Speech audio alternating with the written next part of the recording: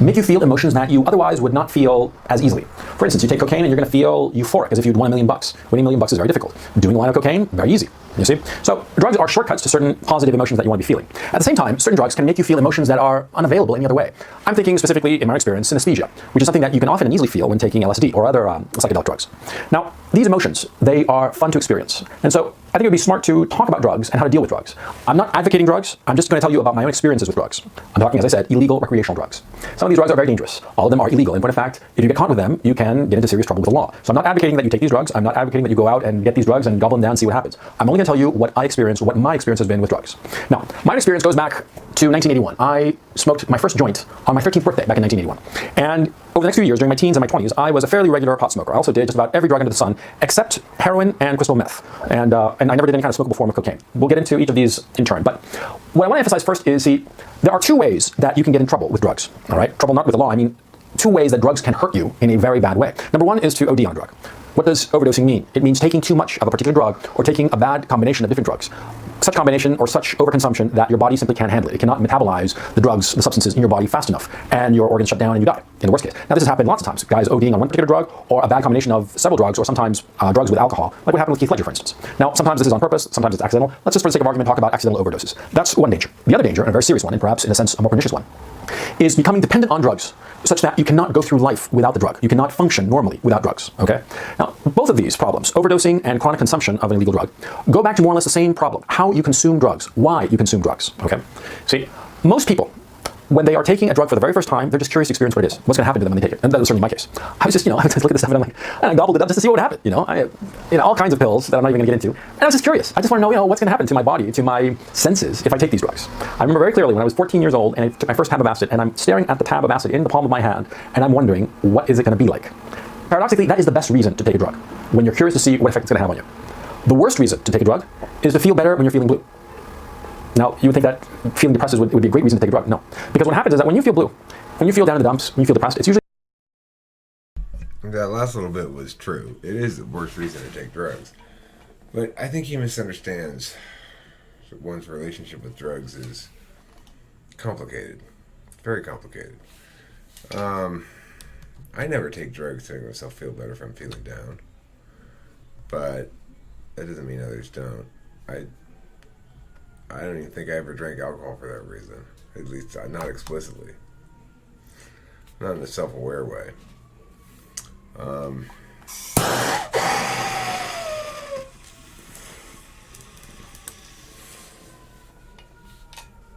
Like I'm dependent on weed, I guess.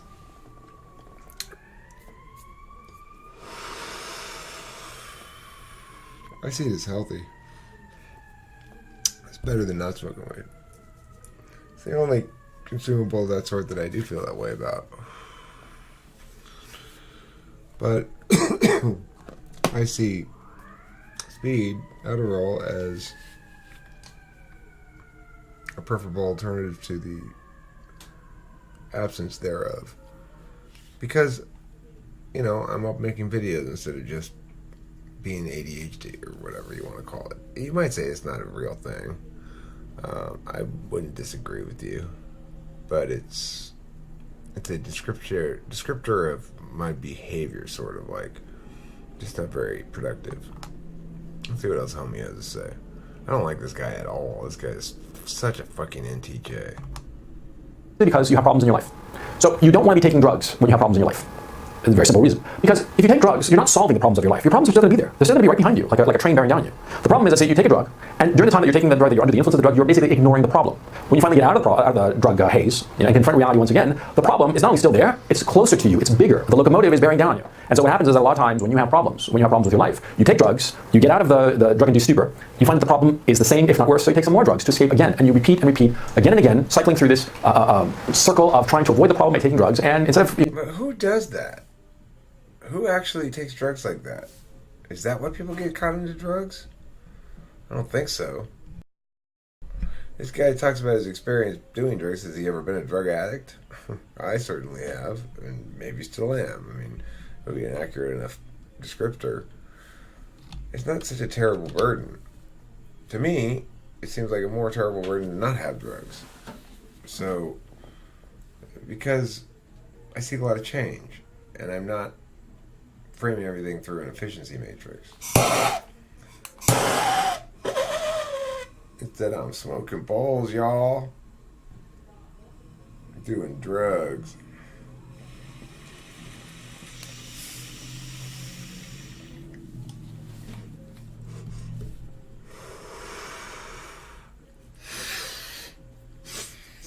There. Now I'm ready to... I never did heroin either like this guy. No, I did heroin. I smoked it.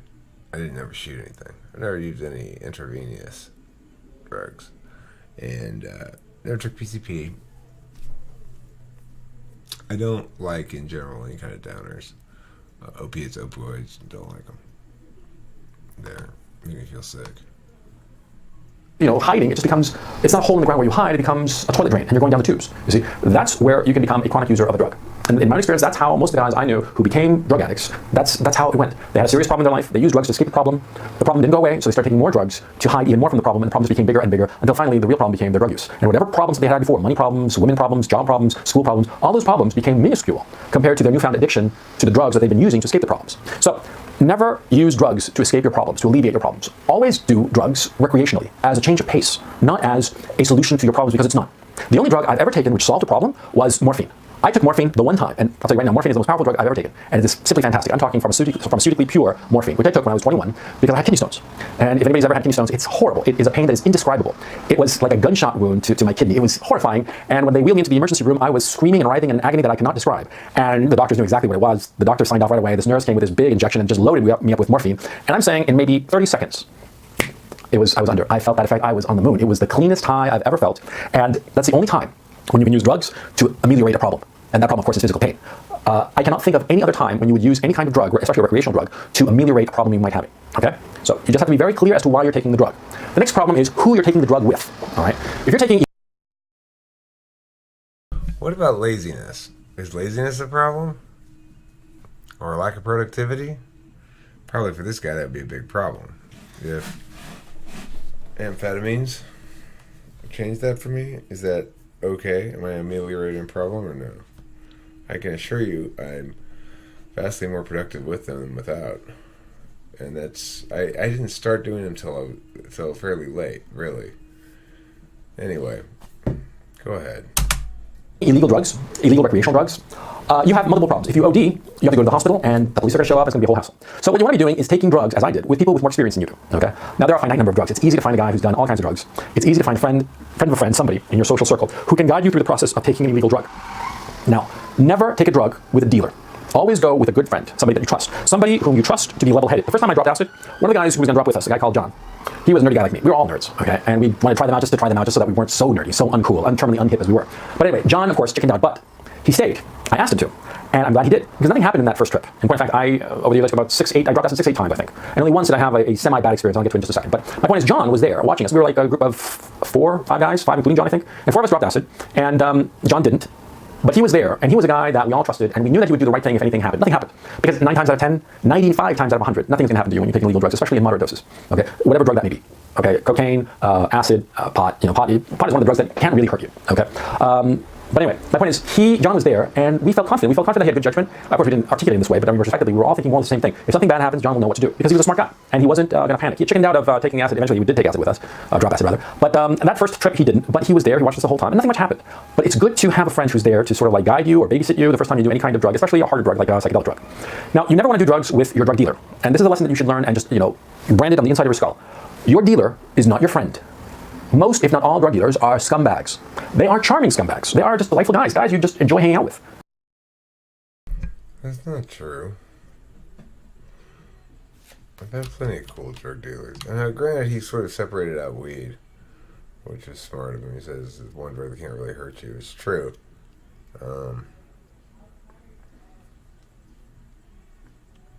Because you can't overcome the tolerance, basically. You can smoke bowls all day and it just, whatever happens. It's not a huge big deal. Makes me chill out a little bit. Depends on my mood, too. When I'm tired like this and should go to bed and I smoke weed, it affects me more. I get more kind of like silly or something. I don't know. Of course they're going to be charming and fun to hang out with, see, because they are dealing drugs. They are salespeople, and they are selling something that is illegal, sometimes highly illegal. I mean, guy who's selling you cocaine, guy who's selling you all kinds of pills, who's selling you speed, who's selling you prescription drugs or whatever, the guy is not a nice guy, okay? You never want to trust a drug dealer. A drug dealer, he's going to be your friend, he's going to toss you a product your way, sometimes on the cheap, sometimes like a little bonus. Why? Because he wants to get you hooked as his client, see?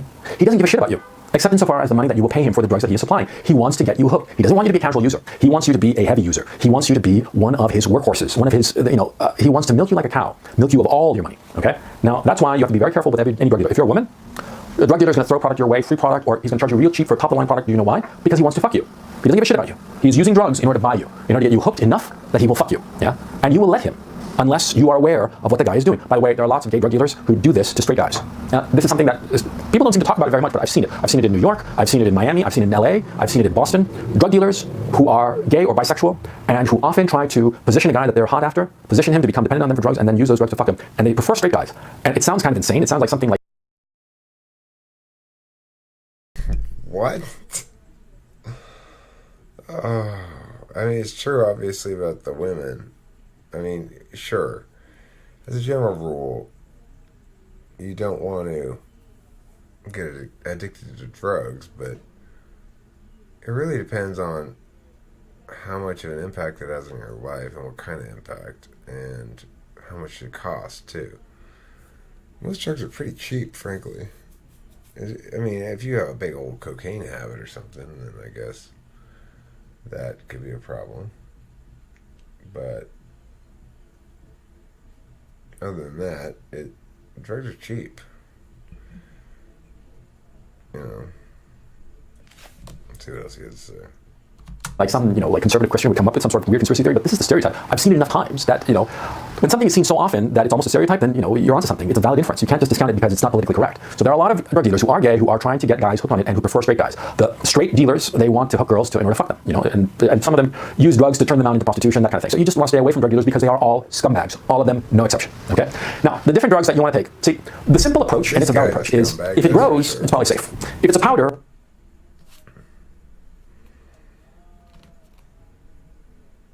if it's a powder, what? Let's see. You gotta keep your eyes wide open, okay? Now see, drugs that grow in the ground.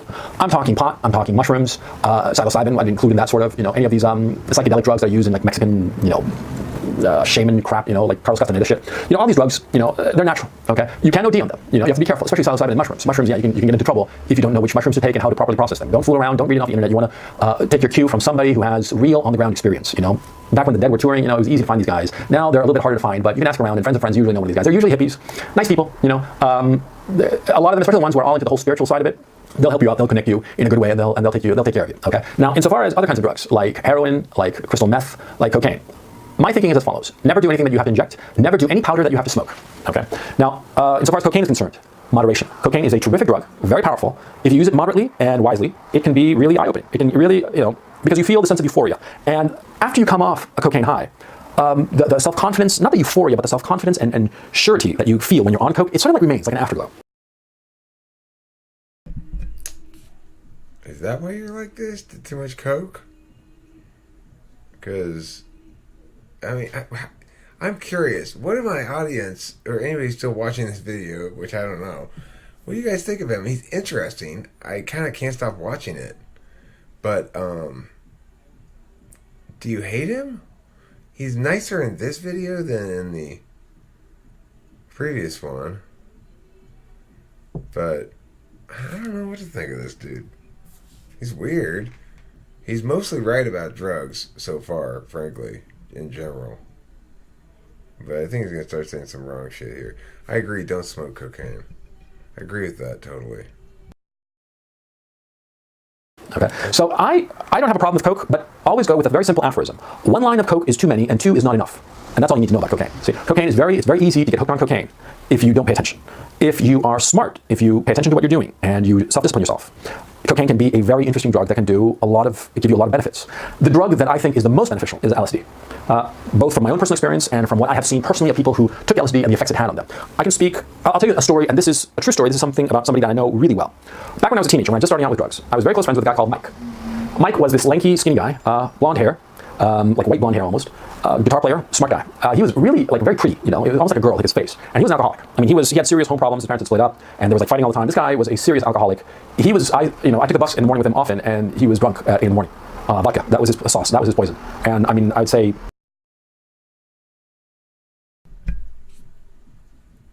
All right. I mean, these are interesting stories, They are to me anyway. I don't know if you guys are finding them interesting or not. He was well off, and he was an alcoholic. I would say he was putting away a bottle of vodka every 2 days, something like that. I mean, weekends more. I mean, and I saw him. I mean, sometimes I was, I helped him out puking in the bathroom. The guy was a serious alcoholic. He was one of the guys who dropped acid with me the first time. And this is the thing that I will never forget. The guy stopped being an alcoholic the second he dropped acid. I have no idea how that happened, okay? But I started noticing it, and it's something that I've noticed in other people. Now, I'll talk about Mike specifically because that's an experience I knew firsthand because we were friends, we played D&D together, and a whole bunch of other shit. We liked the same music. He turned me on to Rush when I was a kid. So, Mike, I'm saying he was drunk 5 days out of 7 during the week, and sometimes just really, really wasted. Always on vodka, and so the teachers were never actually sure if he was drunk or just weird. And he was taking a lot of pills, a lot of pot, a lot of stuff to numb the pain, as it were. He dropped acid with me, and that guy John I mentioned, he dropped acid. And I remember a party that we were at this girl's place called Marta, and he wasn't drinking. And I asked him, how come you're not drinking? And he gave me an answer that blew my fucking mind. He said, I forgot. What the fuck? I've noticed how people who have taken psychedelic drugs come out of their trip or trips, radically different. Like they somehow get straightened out. And it's really weird. And I always wondered about it for the longest time until, as a grown man, I started realizing the reality of Big Pharma.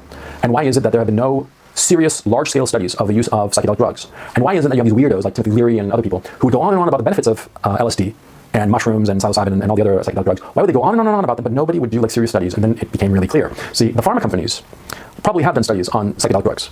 And it seems very clear to me from experience, and don't just take my word for it, ask deadheaders, they always know that kind of shit. How many people who had serious psychiatric problems and they dropped acid, and it seemed to straighten them out, sometimes after just a single dose, sometimes like a course of 2, 3, 4 doses over, say, a 4, 5, 6 month period, and the serious psychiatric problems that they might be having were like almost magically straightened out, and they were like normal. I suspect that Big Pharma pays off politicians to keep LSD and other psychedelic drugs illegal so that there is no cure for certain psychiatric conditions, so that these psychiatric conditions continue indefinitely, and so therefore have to be treated with psychotropic drugs like Prozac and lithium and all the rest of it. You see, if somebody is cured, they're not going to spend any more money on their disease because they're cured. But if they have... All right, that's enough. So, his magic LSD shit is bullshit. It's not... It doesn't work like that. I've taken acid, it didn't do anything magical to me. Maybe I didn't have enough problems, I've taken about the same amount there's a lot of corollaries between this guy and me. He's an ENTJ probably, might be a INTJ who's on for the purpose of the videos or something. His liking of Rush, I think that's an NTJ thing.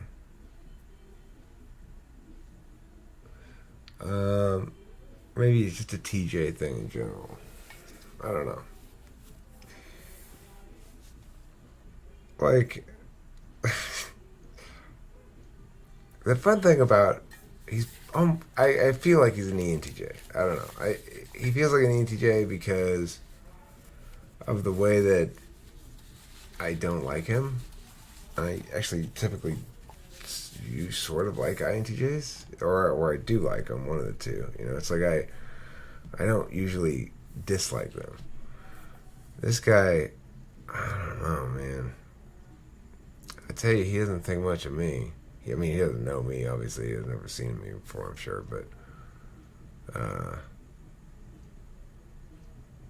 if he were to come over here and see what I got going on,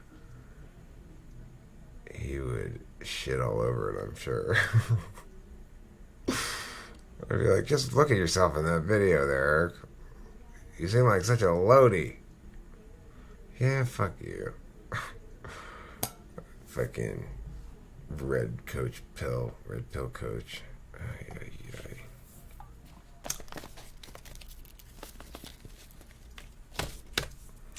Sounds like somebody needs to take some more acid. That's what I think. Red pill coach, you need to take some more acid. You seem to have a fondness for coke. Might as well do some coke while you're at it. Funny, I never got into coke. just never really liked it.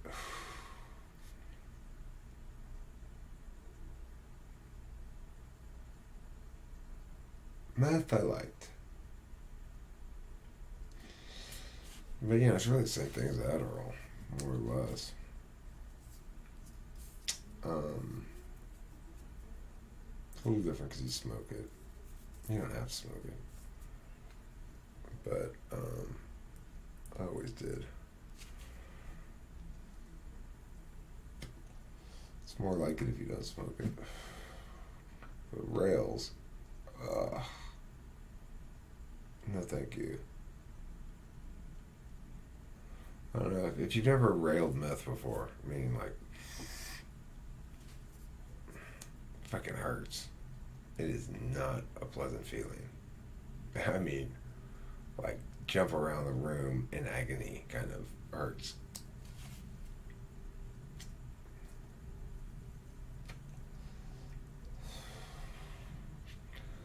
If you've never hot railed meth, well, I can tell you from experience,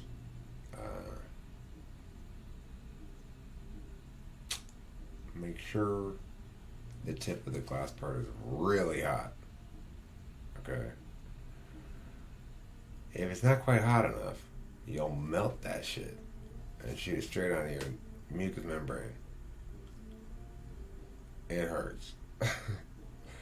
Not a fun feeling. It's like 30 minutes of agony. Maybe not quite 30. It's a long, it impacts you for a while. Yeah. So, anyway, that was a long time ago. But, the neighbors are listening to some dorky-ass music at their party. They're listening to all kinds of dorky-ass shit. I know, pot calling the kettle black. Anyway, if you're going to do your drugs, find a way you can do it sustainably. That's the key thing. If you got a drug you can't do sustainably, that's going to be your downers, your alcohol. I don't think you can do coke sustainably either. You're going to have to do it like he says. If he's favoring those kind of drugs, coke and acid, well, those are occasional things. They're not a regular drug you can do. If you're going to do any drug regularly on the steady, here it is for sure. This one is beset with the gentleness of dew. If you like being beset with the gentleness of dew, and who doesn't? Do you think Red Pill Coach wants to be beset with the gentleness of dew? Do you think he's afraid that I'm going to addict him to drugs so I can make him turn gay? What do you think? I'm not Red Pill Coach, don't worry. You can relax. Would you like a freebie? Ooh la la. I think this guy grew up same era as me, and maybe he's a little bit older. I know he doesn't look older. Everybody's been telling me how old I look all the time too. You mean you're not 60? I thought you were like 80 years old, Eric. No, I'm 47. God damn it! I'm not even 50 yet. I got a cool headband and everything.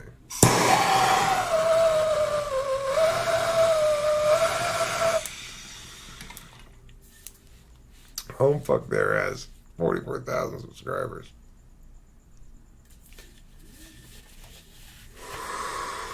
Stories are pretty interesting. Was my story about hot railing meth interesting? I did crack once. I had one night of crack, and I drained my bank account to get more crack. It was mostly at the urging of the other person. But it's an ugly fucking drug. Oh my God, was that an ugly night. It's like you just, to go back to the house, smoke the rest of the crack, then go back and get more crack, and then come back and smoke some crack, and then, it was an ugly night. I never did it again. I got sick too. Gave me bronchitis or something. You know, I don't know, some sort of chest problem. It didn't come with a headband, even. Nowadays, crack comes with a headband, obviously. No, I don't smoke crack.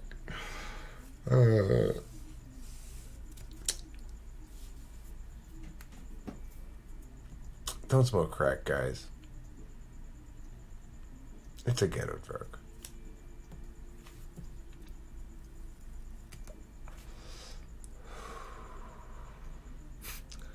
Alright, I guess that's about it for this video. Thanks for watching. Fucking NTJs, or maybe he's even an STJ. I don't know. He's probably an STJ. What do you think? STJ or NTJ? I hope he forgets to eat plenty of cheese. He doesn't deserve any cheese.